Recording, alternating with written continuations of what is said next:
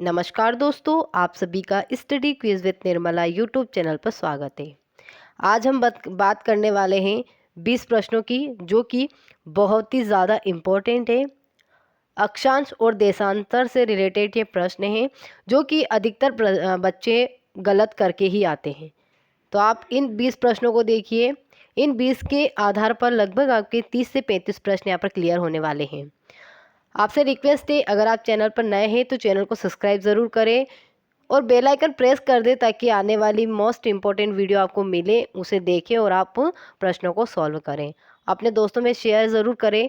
Video के and में ज़रूर बताएं कि आपको इन 20 में से कितने प्रश्न याद थे। चलिए देखते हैं यहाँ पर पहला प्रश्न। भारत देशांतर की दृष्टि से कौन से गोलार्ध में स्थित है? अच्छा प्रश्न है, जो कि अच्छे से पढ़ाई करता है वही आंसर दे सकता है। बाकी उलझाने वाला प्रश्न है कि भारत देशांतर की दृष्टि से कौन से गोलार्ध में स्थित है। अधिकतर आपने सुना होगा उत्तरी गोलार्ध में भारत स्थित है, उत्तरी गोलार्ध में स्थित है, लेकिन यहाँ पर देशांतर पूछा गया है। उत्तरी गोलार्ध में कब आता है? जब अक्षांशीय दृष्टि से पूछा जाता है, यानी अक्षांश की दृष्टि से पूछा जाता है तब आता है उत्तरी गोलार्ध। या देशांतर की दृष्टि से पूछा जा रहा है तो राइट आंसर रहेगा सी, पूर्वी गोलार्ध। ओके, नेक्स्ट प्रश्न है, दो अक्षांश रेखाओं के बीच की दूरी कितनी होती है, या कितनी दूरी होती है दो अक्षांश रेखाओं के बीच? यानी ये अक्षांश है और ये अक्षांश है, इन दोनों के बीच की जो दूरी है वो कितनी होती है? 90 किलोमीटर, 111 किलोमीटर, 111 मीटर या फिर 145 किलोमीटर। तो राइट आंसर यहाँ पे रहेगा बी, 111 किलोमीटर। नेक्स्ट है, कर्क रेखा भारत के कितने राज्यों से होकर गुजरती है? अच्छा प्रश्न है कि कर्क रेखा भारत के कितने राज्यों से होकर गुजरती है? 7, 8, 9 और 10। तो यहाँ पर करेक्ट आंसर रहेगा हमारा बी, 8 राज्यों से होकर के कर्क रेखा गुजरती है। अब आपको 8 राज्य याद होने चाहिए सीक्वेंस से, यानी पश्चिम से पूर्व और पूर्व से पश्चिम की तरफ, क्योंकि आजकल प्रश्न आरोही अवरोही क्रम में पूछे जाते हैं, जिसमें ज़्यादा कंफ्यूज होने के चांस रहते हैं। इसलिए आप याद ही इस तरीके से करें ताकि कोई कंफ्यूजन ना हो। तो यहाँ पर 8 राज्य कौन कौन से हैं? पहला आता है गुजरात, फिर राजस्थान, मध्य प्रदेश, छत्तीसगढ़, झारखंड, पश्चिम बंगाल, त्रिपुरा, मिजोरम। ये 8 राज्य हैं जिनसे कर्क रेखा गुजरती है। ये मैंने पश्चिम से पूर्व की तरफ बताए हैं। पूर्व से पश्चिम की तरफ हो जाएगा मिजोरम, त्रिपुरा, बंगाल, झारखंड, छत्तीसगढ़, एमपी यानी कि मध्य प्रदेश, राजस्थान और गुजरात। ओके, तो यहाँ पर करेक्ट आंसर हमारा क्या था? बी। नेक्स्ट है, कर्क रेखा से गुजरने वाले राज्यों में सबसे दूर स्थित राजधानी, यानी कर्क रेखा पर जो राज्य गुजर रहे हैं, यानी जिन राज्यों से कर्क रेखा निकल रही है, उनमें से सबसे दूर राजधानी किसकी है? भोपाल, रांची, आइजोल या जयपुर। तो करेक्ट आंसर रहेगा डी, जयपुर राजधानी सबसे दूर है, क्योंकि कर्क रेखा निकलती है और यहाँ पर जो दो जिले हमारे बांसवाड़ा और डूंगरपुर, उन्हीं जिलों से कर्क रेखा निकलती है और हमारा जयपुर यहाँ पर है। इसलिए राजस्थान की राजधानी जयपुर कर्क रेखा से सबसे ज़्यादा दूर है। तो राइट आंसर हमारा रहेगा डी। अगला प्रश्न है, किसी प्रदेश की स्थिति व मानक समय का निर्धारण किस रेखा से किया जाता है? किसी प्रदेश की स्थिति व समय का निर्धारण किस रेखा से किया जाता है? अक्षांश, देशांतर, कर्क या ग्रीनविच? तो ग्रीनविच तो अंतर्राष्ट्रीय मानक रेखा है, कर्क और अक्षांश, तो यहाँ पर जो करेक्ट आंसर है वो है बी, देशांतर से ही प्रदेश की स्थिति और समय का निर्धारण होता है। देशांतर के इधर प्लस और देशांतर के इधर माइनस में चलते हैं। अगला प्रश्न है, यानी राइट आंसर हमारा था बी। दो देशांतर रेखाओं के बीच के क्षेत्र को क्या कहा जाता है? कटिबंध जोन, गोरे, उष्ण कटिबंध या शीतोष्ण कटिबंध? तो राइट आंसर यहाँ पे हो जाएगा कि दो देशांतर रेखाओं के बीच के क्षेत्र को कहा जाता है गोरे, यानी कि बी यहाँ पर सही रहेगा। अगला प्रश्न है, 7वां प्रश्न है कि भारत का मानक समय रेखा किस स्थान से होकर गुजरती है? तो यहाँ पर ऑप्शन देखिए, किस जगह से, किस स्थान से भारत की जो मानक रेखा है वो गुजरती है? लखनऊ, कानपुर, इलाहाबाद और प्रयाग। तो यहाँ पर राइट आंसर हमारा रहेगा सी, इलाहाबाद से होकर गुजरती है। कितने राज्यों में कह सकते हैं कितने राज्यों से गुजरती है, तो ये 5 राज्यों से गुजरती है। तो यहाँ पर हमारा करेक्ट आंसर रहेगा सी। अगला प्रश्न है कि भारत की मानक समय निम्न में से किस राज्य से होकर नहीं गुजरती है। जस्ट मैंने अभी ऊपर बताया आपको कि 5 राज्यों से भारत की मानक समय रेखा गुजरती है 82.5 डिग्री। तो किस राज्य से नहीं गुजरती है, ये प्रश्न पूछा गया है।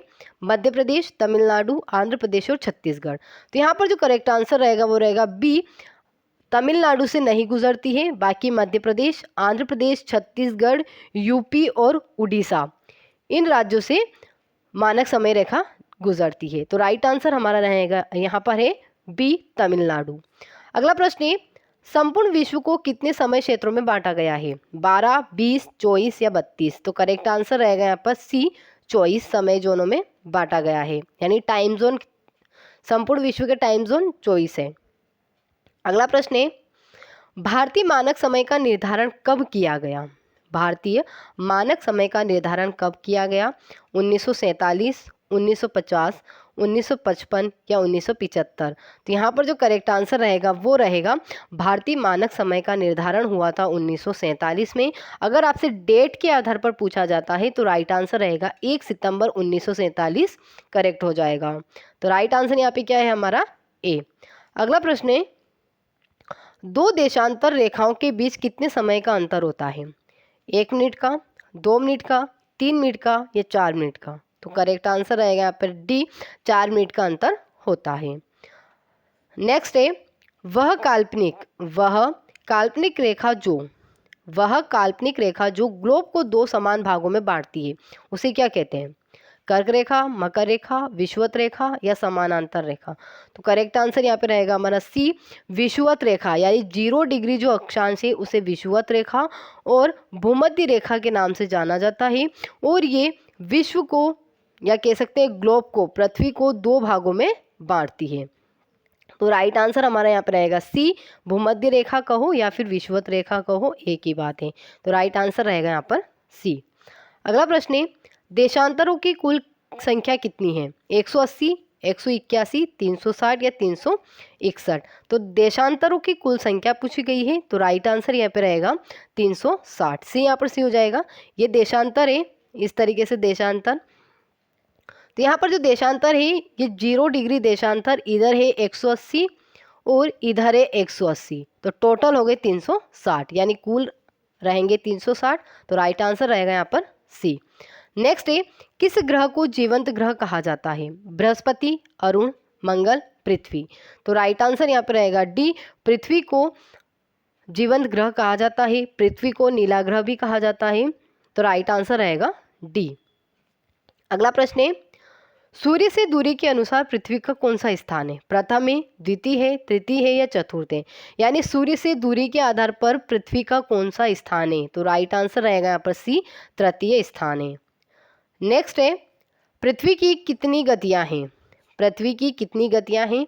1 है, 2 है, 3 है या फिर 4 है?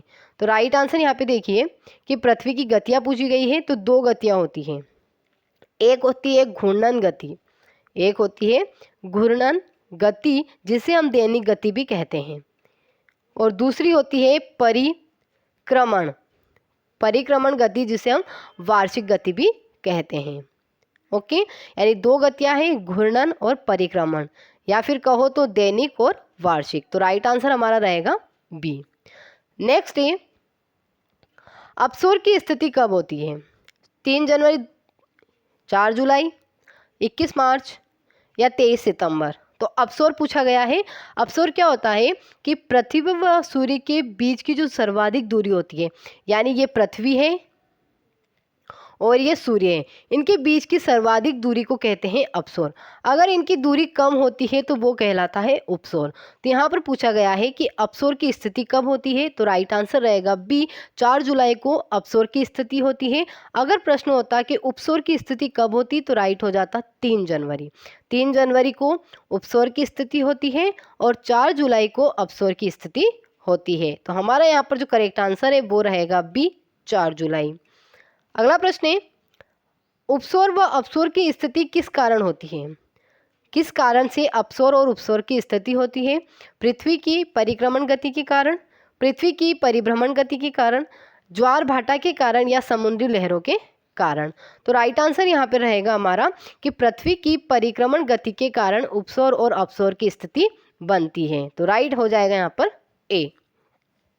नेक्स्ट है, चंद्रमा किस ग्रह का उपग्रह है? शुक्र, शनि, पृथ्वी, बृहस्पति। तो ये प्रश्न आप लोगों के लिए है। आप कमेंट सेक्शन में इसका आंसर बताएं कि चंद्रमा किस ग्रह का उपग्रह है।